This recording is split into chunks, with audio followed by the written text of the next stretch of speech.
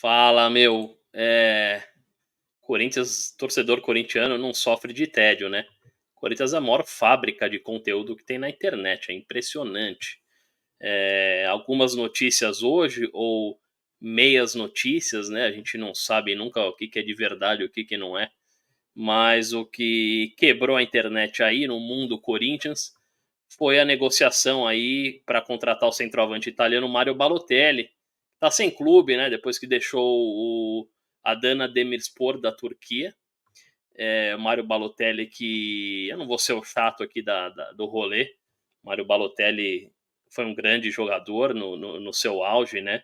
Ainda faz gols, eu até vi uns vídeos hoje aí pelo Twitter dele jogando pelo time turco, tá fazendo gol, bate bem na bola, é muito forte fisicamente, é um jogador interessante, acho que seria muito interessante a vinda dele para o Corinthians, mas a gente tem que pensar do outro lado também, cara, o que, que isso vai gerar nesse elenco. A gente sabe que é um elenco que tem jogadores que têm vontade de sair, alguns já saíram. É um elenco que não tem certeza se vai receber no próximo mês, né? O Corinthians vive com salário atrasado, direito de imagem atrasado. Isso prejudica muito. Eu venho batendo nessa tecla de que manter os salários em dia é a coisa mais importante para um time que está passando pelo momento que o Corinthians está passando, né? Jogador com salário atrasado não corre, derruba treinador, derruba o time. A gente tem dois exemplos aí que são até recentes do Cruzeiro e do Internacional de Porto Alegre, que caíram com times bons, com times cheios de jogadores interessantes, jogadores de qualidade, e caíram porque estava uma zona, porque tinha salário atrasado, porque tinha uma bagunça interna, bagunça política generalizada. Então, o Corinthians tem que ficar de olho nisso. é, a vinda do Balotelli poderia causar um mal-estar aí num elenco que eu acredito que já tem esse tipo de mal-estar. Né? A gente tem jogadores aí como Yuri Alberto, Igor Coronado, que não estão rendendo porra nenhuma e que ganham um caminhão de dinheiro por mês. Né? Ganham muita grana. E outros jogadores que se esforçam muito mais, que estão jogando melhor, até garotos da base aí, que ganham um sexto, um oitavo do que esses caras ganham, um décimo do que eles ganham. Então, é uma diferença brutal, né? Para jogadores que nem justificam esses salários. Yuri Alberto é um jogador com limitações, um jogador que não é jogador de Copa do Mundo, ganha salário de jogador de Copa do Mundo, mas tirando uns 3, 4 meses de um futebol iluminado no Internacional de Porto Alegre, ele nunca jogou bola. Né? Igor Coronado, a mesma coisa. Igor Coronado nunca sequer jogou num clube grande. O Corinthians é o primeiro grande clube da carreira do Igor Coronado aos 31 anos. Jogador sem passagem pela seleção brasileira, o que justifica o salário, o salário mais alto do Corinthians para o Igor Coronado. Ninguém nunca respondeu, né? Inclusive está rolando um rumor de que ele poderia estar de saída, poderia voltar para a Arábia ou para o Emirados Árabes aí. Eu não acredito nessas notícias. Estão falando aí que o clube até pagaria a multa dele, que é de 100 milhões de dólares. Eu duvido muito, acho que é notícia plantada. Continua a situação do Rodrigo Garro, né, o melhor jogador desse time, que os rumores cada vez mais fortes aí dele voltando para a Argentina, para o Boca Juniors ou para o River Plate. São dois clubes que, principalmente o Boca Juniors, não tem essa bala, né, para vir aqui e contratar esse jogador, principalmente se for pagando a multa, que ninguém sabe ao certo quanto é, né, uma coisa meio obscura, mas eu não acredito no Rodrigo Garro saindo do Corinthians, mas o fato desses rumores existirem, talvez signifique que o próprio jogador esteja dando abertura aí para esse tipo de conversa, né?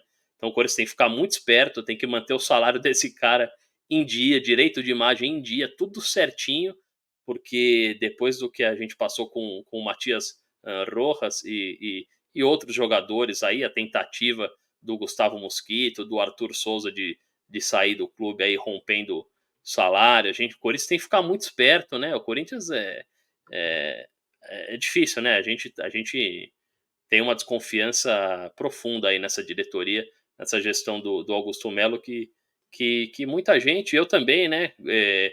Tava torcendo para o Augusto Melo ganhar a eleição, para mim era o menos pior dos dois, mas claramente ele não tem capacidade nenhuma para gerenciar, para gerir um clube do tamanho do Corinthians, né? Inclusive, esse grupo de pessoas que trabalham no Corinthians hoje, da diretoria, passando pelo grupo de jogadores, comissão técnica, reúne as pessoas mais burras que eu já vi trabalhando na história desse clube. É impressionante, impressionante. Inclusive, sobre o jogo de amanhã com o Vasco, estão especulando a escalação e o Corinthians iria com o Matheus Donelli, Mateuzinho, Félix Torres, Kaká e Bidu. Ranielli, Breno Bidon e Igor Coronado, né? O Garro tá suspenso. Wesley, Romero e o Roberto no 4-3-3, que não funciona. Como é que pode? É muito claro, mesmo quem não entenda tanto de futebol, já percebeu que a defesa do Corinthians é muito fraca. É uma defesa de Série C. Jogadores fraquíssimos, sem confiança. Essa defesa precisa ser melhor protegida, né? Fazer uma dobradinha de volantes ali, protegendo a entrada da área, Ranielli e Rian, por exemplo, né? E colocando 4 no meio de campo, porque nem adianta esses pontas abertos aí ficam andando ali na linha da lateral, muito afastados, muito espaçados, não tem triangulação. Corinthians é um nada na frente, né? Impressionante. Corinthians que tem os melhores jogadores do elenco, ou os menos piores, no setor ofensivo. Então a gente fica pensando o que passa na cabeça, esses caras não assistem o jogo, qual que é o problema, qual a dificuldade de fazer uma mudança tão simples, né, cara, que todo mundo já percebeu, é muito complicado. Também rolando a história aí do CEO, do Fred Luz, né, que foi apresentado sem assinar o contrato, e agora tá um imbróglio ali, o conselho, o Romeu Tuma Júnior, que é presidente do conselho, tá, tá desconfiado aí dessa situação, porque talvez ele continuasse trabalhando ou continuasse na sociedade da empresa que ele trabalha. Enfim, puta, nessa parte aí, futebol já tá uma merda em campo, não só o do Corinthians, mas futebol no mundo, né, cara? E a gente, o torcedor, ainda tem que ficar estressado com esse tipo de situação. Bons tempos que, porra, a minha preocupação era saber se o Marcelinho Carioca ia entrar em campo, se o Viola ia jogar, era só isso que a gente pensava, né? Agora a gente tem que estar preocupado com o CEO, se vai virar SAF, as finanças, os contratos, as multas, é muita coisa, muita informação, muita desinformação, né? Agora os clubes têm influenciadores, tem os canais aí que trabalham só no clube, né? Cobrem só o clube também e criam muitas notícias. A preocupação é engajar, né? Inclusive eu faço esse vídeo aqui porque eu quero que engaje, mas eu venho aqui de coração aberto, falo merda, falo é, coisas legais, mas eu falo de coração. Eu sou corintiano há mais de 40 anos, cara.